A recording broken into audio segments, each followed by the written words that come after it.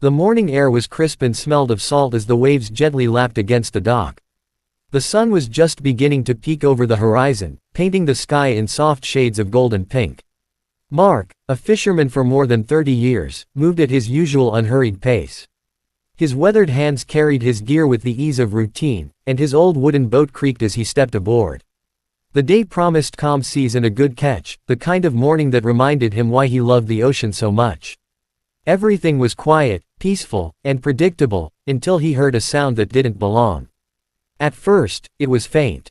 A light thump, like something, or someone, had shifted inside the boat. Mark paused, his brow furrowing. He stood still for a moment, listening. The only sound was the water brushing against the hull and the distant cry of seagulls. Maybe it was just a rat, he thought. Or a stray cat looking for scraps. Still, something about the noise made him uneasy. He crouched down, his boots creaking on the wooden planks, and leaned closer to the storage area under the bench seat. The smell of damp ropes and fish filled the air as he reached to move a tarp aside. Then he froze. Beneath the shadow of the crate, two wide, frightened eyes stared back at him. They belonged to a little boy, no older than 7, his clothes dirty and torn, his face pale and streaked with grime. He was pressed into the corner, hugging his knees tightly to his chest as if trying to disappear. Mark's mouth went dry. For a moment, neither of them moved. The boy's breathing was quick and shallow, and his body trembled with fear. Mark slowly raised his hands in a calming gesture. "Hey there, easy, it's all right," he said softly, his voice low and gentle, the way he might speak to a stray animal. "You don't have to be scared." The boy didn't answer. He just stared at him, his small fingers clutching a faded backpack so tightly that his knuckles turned white. Mark could see that the child had been out there for a while. His hair was messy, his cheeks streaked with dirt, and his shoes were soaked as if he'd walked through the wet sand or water. Mark looked around the dock, expecting to see someone running toward them, maybe a frantic parent, maybe police. But there was no one. The marina was quiet. The few other fishermen hadn't arrived yet. They were alone. The uneasy feeling in Mark's gut grew stronger. He crouched lower, trying again. "Are you lost, kid? Where's your mom or dad?" he asked, but the boy didn't say a word. His eyes darted toward the dock, then back to Mark, as if he was terrified of something, or someone, out there. The fisherman's heart softened. Whoever this child was, he was scared out of his mind. Mark slowly stood up, taking a step back to give him space. All right, he murmured. "You stay there if you want. I'm not gonna hurt you." He turned to grab a bottle of water from his cooler and placed it near the boy's hiding spot. "Here, you must be thirsty." The boy hesitated for a long moment before reaching out a shaky hand and grabbing it. He drank quickly, his eyes never leaving Mark's face. The trust wasn't there yet, but the desperation was clear. Mark leaned against the side of the boat, thinking hard. He'd lived long enough to know when something wasn't right, and this was definitely one of those moments. Kids didn't just sneak onto fishing boats at dawn for no reason. A chill ran down his spine as a quiet dread began to settle over him. Somewhere deep inside, he knew that whatever had driven this child to hide here wasn't simple. He didn't know it yet, but his peaceful morning was about to turn into something far darker than any storm he'd ever faced at sea. Mark sat quietly on the edge of his boat, the soft creaking of the hull and the gentle slap of the waves filling the silence. The little boy was still curled up behind the crate, clutching his small backpack like it was the only thing keeping him safe. Mark didn't want to scare him more than he already was, so he kept his movements slow and his voice calm. "You don't have to be afraid, son," he said gently. "You're safe here." The boy didn't respond, just watched him with wary eyes that seemed far too old for his age, eyes that had seen something no child should have to see. Mark sighed and reached into his cooler again, pulling out a sandwich wrapped in foil. He set it near the boy and stepped back, pretending to busy himself with some ropes. A few minutes passed before he heard the faint crinkle of the foil. The boy was eating. That was a good sign. Mark let him finish in silence. When the boy was done, he wiped his mouth on his sleeve and glanced up timidly. Mark gave him a small smile. "What's your name, kid?" The boy hesitated, his lips parting as if to speak, but then he looked toward the dock again, eyes wide and frightened. His small voice barely carried over the sound of the water. "Don't let them find me," he whispered. The words made Mark freeze. They were quiet but filled with terror. He crouched down again, careful not to get too close. "Who, son? Who's looking for you?" But the boy shook his head quickly and pulled the backpack closer to his chest. Tears welled in his eyes, and he bit his lip to stop them from falling. Mark could see the boy's hands trembling, his nails dirty, his knuckles scraped. He had been through something, running, hiding, maybe even worse. The fisherman's mind raced. He didn't want to push him too hard, afraid the boy might bolt. So he softened his tone even more. "It's okay," he said. "You don't have to tell me yet. But you're not in trouble, all right? I'll help you." The boy finally looked up, his voice shaking. "You promise?" he asked, his eyes glimmering with tears. Mark nodded without hesitation. "I promise." Those words seemed to relax the child just a little. He shifted forward from behind the crate, revealing more of himself. His clothes were torn, his knees scraped, and his small shoes soaked through.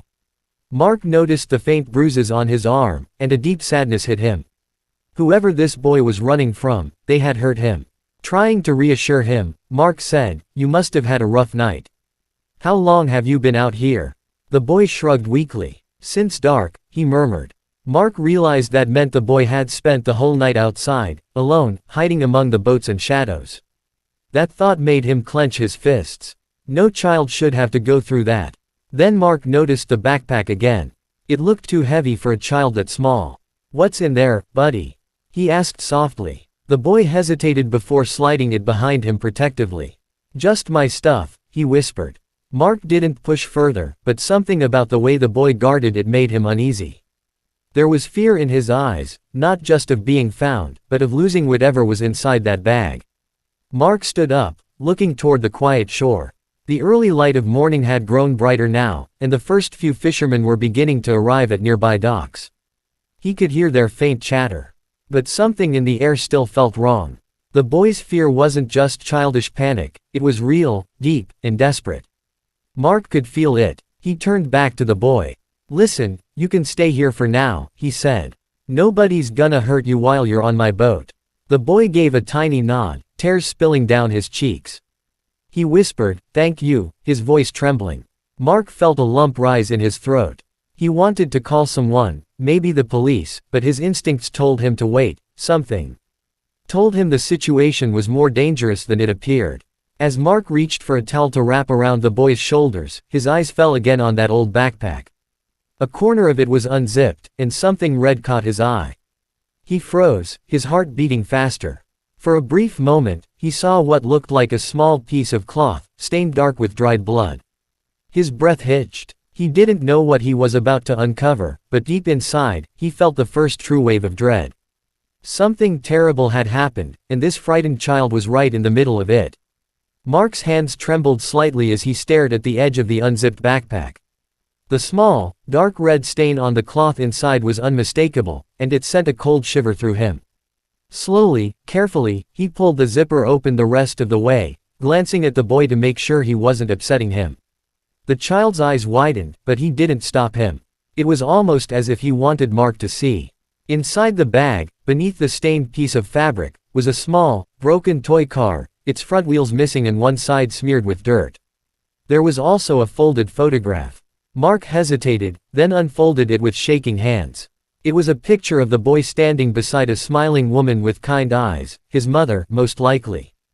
But what made Mark's stomach drop was the word printed in bold red letters across the bottom of the photo, "Missing." The picture was part of a flyer, the kind that gets posted on street poles and community boards. The boy's name, age, and the word, "Last Seen," were printed just beneath it. Mark stared at the image, then looked at the boy sitting silently before him. It was him, the missing child from the news reports. The one everyone had been searching for over the last few days. A surge of realization hit Mark all at once. This wasn't just a lost boy, he was a kidnapped child who had somehow escaped. His mind flashed back to the radio broadcast he'd half listened to a few nights ago, something about a woman missing and her son taken, the police suspecting foul play. Now, that story was sitting right here on his boat. Before Mark could say anything, the boy's voice broke the silence. "They hurt my mom," he whispered, his voice trembling. "They took her away. I ran." The words sent a chill through Mark's chest. He knelt down in front of him, his voice soft but urgent. "Son, who are they? Where did you come from?" The boy shook his head violently, tears spilling down his face. "They'll find me," he said. "They always find me." Mark's heart pounded as he looked toward the dock again. Everything still seemed quiet, but he couldn't shake the feeling that someone was watching. He needed to think fast. He couldn't just leave. He needed to call the authorities, but he didn't want to draw attention. He pulled out his phone and started dialing, but before he could press the call button, the boy grabbed his sleeve. "No," he cried. "They'll hear. Please." His tiny hand was shaking so badly it made Mark stop. Then, out of the corner of his eye, Mark noticed movement. Two figures were standing near the edge of the pier, too far away to make out clearly but close enough to make his pulse race. They weren't fishermen, he could tell by the way they scanned the boats instead of preparing nets or gear. One of them pointed toward Mark's boat, then spoke into a phone. Mark ducked down instinctively, pulling the boy closer to the side of the boat. His voice dropped to a whisper. "Are those the men?" The boy didn't look. He just buried his face in Mark's arm and nodded. That was all the confirmation Mark needed. His heart hammered in his chest. These men were hunting the boy, and now they'd found where he was hiding. The air grew tense and still, every sound magnified, the ticking of the old motor, the creak of the rope, the splash of waves against the hull. Mark's mind raced. He couldn't wait. He had to act fast. He carefully peeked over the side again and saw one of the men start walking down the dock, his eyes fixed in their direction. Mark whispered urgently, "Listen, kid. You're safe with me, but we need to move. Right now." The boy's frightened eyes met his, but he nodded. Mark's hands moved swiftly, untying the rope from the post. His old boat wasn't built for speed, but it was all he had. As the engine sputtered to life, he felt the vibration under his feet like a heartbeat. The men onshore turned sharply at the sound. One of them shouted something, and that was all it took. Mark pushed the throttle forward. The boat lurched away from the dock, cutting through the water. Behind them, voices yelled and footsteps pounded on wood. Mark glanced back just long enough to see the men running toward the end of the pier. One of them was on his phone again, pacing furiously. The other pointed after the fleeing boat. Mark gritted his teeth as the salty wind hit his face. Every instinct in his body screamed that danger was closing in. He didn't know who those men were or what exactly had happened to the boy, but one thing was certain now: whatever he had stumbled into was deadly serious, and every second that passed could mean the difference between life and death. The old boat rocked hard as it cut through the rising waves, the engine growling louder than it had in years. Mark's hands were firm on the throttle, his knuckles white as foam splashed over the sides. Behind him, the boy huddled under a tarp, clutching the small backpack to his chest. The morning sun had climbed higher, lighting up the water in streaks of gold, but there was no beauty in it now, only urgency. Mark's mind raced. He had seen those men on the dock. The way they scanned the boats, the way one of them spoke into a phone, it all screamed danger. Whoever they weren't going to give up easily. He glanced over his shoulder and saw movement on the shore. The same black van that had been parked earlier was now following the coastline, keeping pace with them. A chill ran through him. They knew exactly where he was heading. He cursed under his breath and pushed the throttle harder, though the old motor groaned in protest. "Come on, girl," he muttered to the boat, as if she could hear him.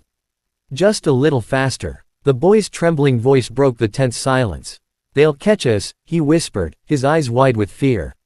Mark looked back, forcing a steady tone. "Not if I can help it." But deep inside, he wasn't so sure. His boat wasn't built for speed or escape, it was meant for fishing trips and calm waters. Still, he couldn't stop. Not when a child's life was on the line. He grabbed the radio from under the console, his hands shaking as he switched it on.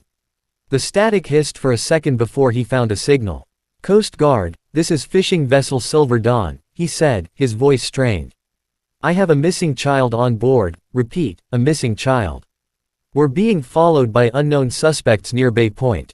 Request immediate assistance." He waited, listening to the crackling response. A voice finally came through, calm but urgent. "Silver Dawn, this is Coast Guard Station 14. Copy that. Stay on course and keep your radio on. Help is en route. Do not engage the suspects." Mark felt a small wave of relief but knew it wasn't over yet. The van on shore disappeared behind the cliffs for a moment, but then he saw another shape in the distance, a smaller speedboat cutting across the water toward him. It wasn't the Coast Guard, he could tell by the dark color and the way it moved, fast, direct, deliberate. His heart thudded painfully in his chest. "They've got a boat," he muttered. The boy looked up at him, terrified. "They're coming," he said again, his small voice breaking. Mark nodded grimly. "Yeah, I see them." He quickly adjusted the wheel, steering toward the open sea where the fog hung low over the horizon. The mist would give them cover, at least for a while. The waves grew rougher as they moved farther from shore, but Mark didn't care. He knew the waters well enough to take the risk. The boy clung to the railing as the boat pitched, and Mark shouted over the roar of the wind, "Hold on tight." He could hear the hum of the other engine growing louder behind them.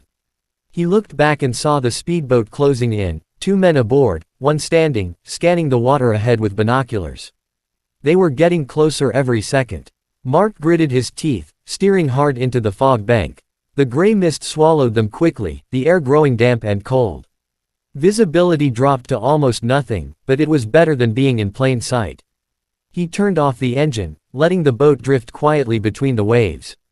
The sudden silence was deafening. Only the water moved, lapping softly against the hull.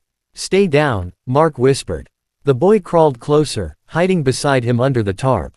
They listened together, the distant hum of the pursuing boat faded, then returned, circling, searching. Mark held his breath, his heart pounding so loud he swore they could hear it. Then, faintly, he heard voices echoing through the fog.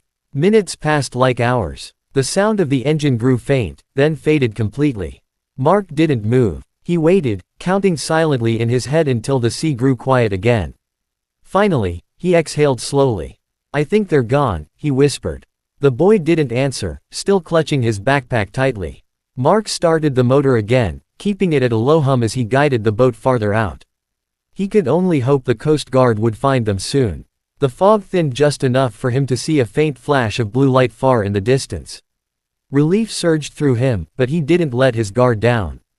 He knew the men chasing them wouldn't give up so easily. For now, though, all that mattered was keeping the boy safe until help arrived. Every second counted, and Mark was ready to risk everything to make sure this child made it out alive. The fog slowly began to lift as the faint wail of sirens echoed over the water. Mark's heart leapt when he saw the flashing blue lights cutting through the mist. The Coast Guard had arrived. He steered the boat toward the light, his hands still trembling on the wheel. The little boy peeked out from under the tarp, his face pale and streaked with tears. "Is it them?" he asked fearfully. Mark forced a reassuring smile.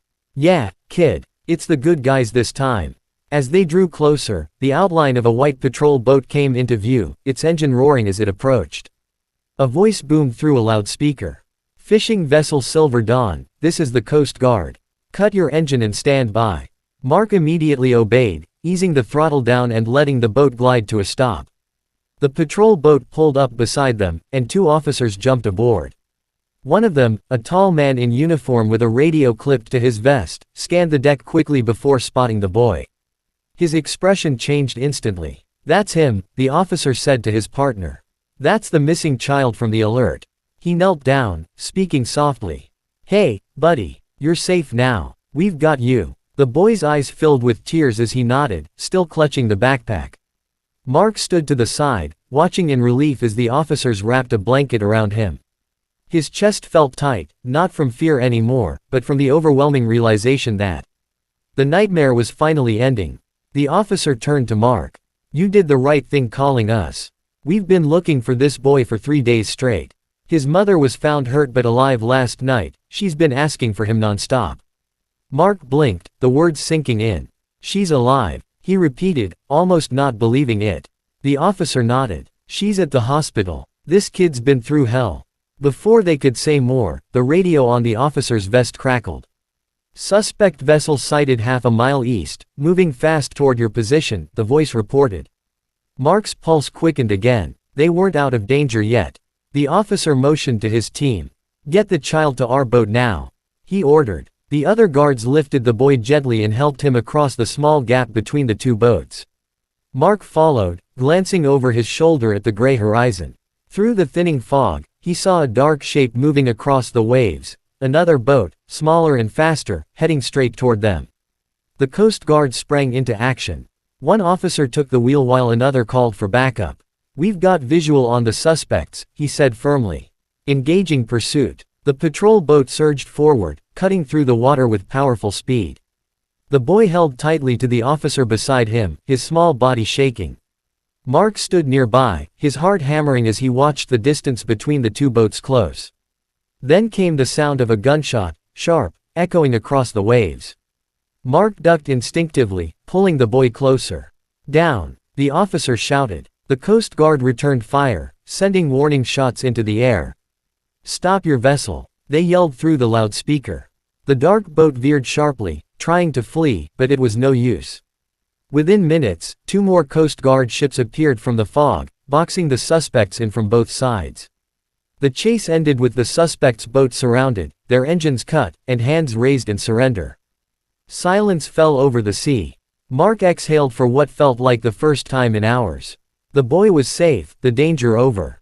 One of the officers approached him and said with genuine gratitude, "You probably saved this kid's life today." Mark looked down at the boy, who was staring back at him with teary eyes. "Thank you," the boy whispered, his voice small but steady. Mark smiled faintly, feeling a lump in his throat. "You're welcome, kid. You're going home." As the patrol boat turned back toward shore, the golden sun broke fully through the clouds, lighting up the calm water ahead. The fog, the fear, and the chaos were finally behind them.